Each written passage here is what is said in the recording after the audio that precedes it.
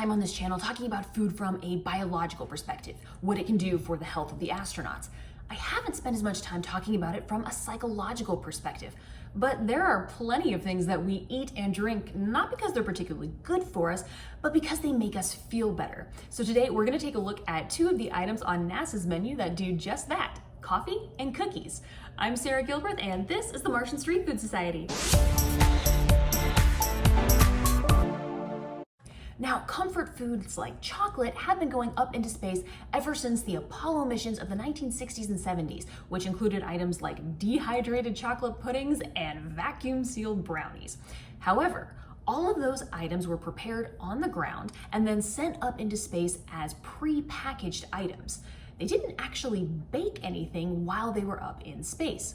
That innovation didn't happen until last year. I'm Audrey Glasgow. I'm the collections manager and registrar for the U.S. Space and Rocket Center, which means I manage the museum and archive collections. The first cookie was baked on the space station. It was a collaboration between Doubletree Hotels, it was their cookie dough, and with NanoRacks and Zero G Kitchen, who built the oven. So why did it take us more than 60 years to figure out how to bake something up in space? Well, the answer is heat convection, or the way that heat or energy transfer moves through a space.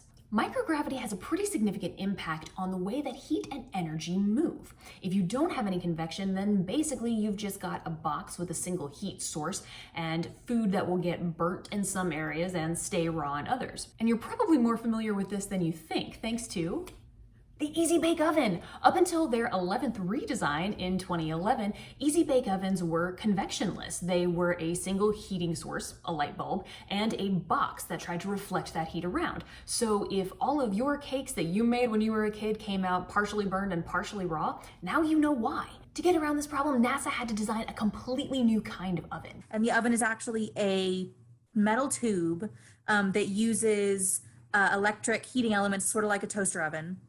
And the cookie dough is in a little envelope of silicone that slots into it. And so that was how they got around. So the heating elements are on all sides because convection doesn't happen naturally in microgravity. But important caveat, while the first chocolate chip cookie baked in space happened in January of 2020, that first cookie did not get to be eaten by the astronauts. It was really cool and also kind of heartbreaking because they didn't eat them. And I was like, no, how could you make people bake a chocolate chip cookie and then not give them a chocolate chip cookie? Why didn't they eat them? So because it's science, so they have to have a sample to go back to Earth. So, and there was also a question of whether or not they'd be safe. They did have the first try, I think they baked it for the time they expected it to take, and it was still underdone. And then they tried different times and temperatures. And so there was some question over whether it was safe, but can you imagine being in space and, you smell fresh chocolate chip cookies and you don't get to eat the cookies. And just as the Americans were focused on our comfort food of chocolate chip cookies, the Italians on the ISS had a very different goal. In 2015, they launched a new kind of coffee maker. There's also been really cool experiment with the first espresso machine in space. And so that was Samantha Cristoforetti. It was the Italian Space Agency that made a fluid dynamics experiment that was also an espresso machine. And it was called the Iss Espresso, which also makes me really happy. That's amazing.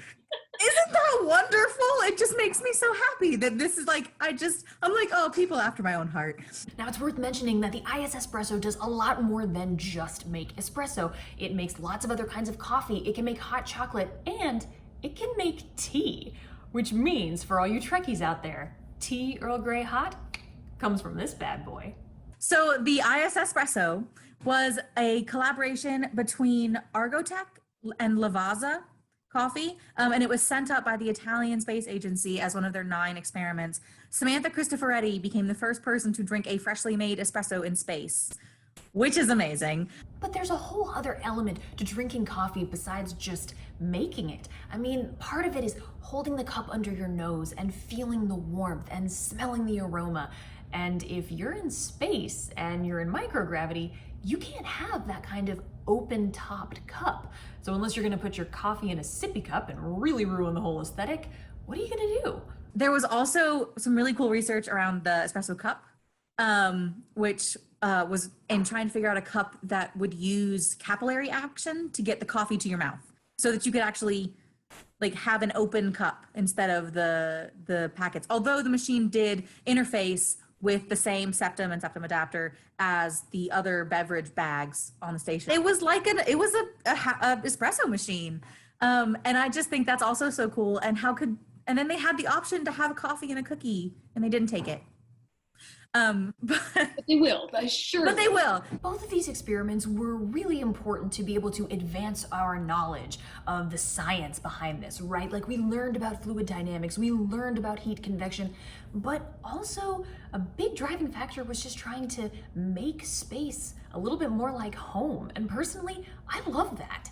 And so this fluid dynamics experiment really was just a really cool opportunity to look at not just cooking in space, but like making space comfortable and happy and familiar, because who doesn't want a freshly made coffee? I just thought that was totally amazing. So my question to all of you guys is, if you could bake something in space, what would it be? Would it be cookies or cakes or brownies or maybe something else? Let me know in the comments. Thank you so much for watching. Bye guys.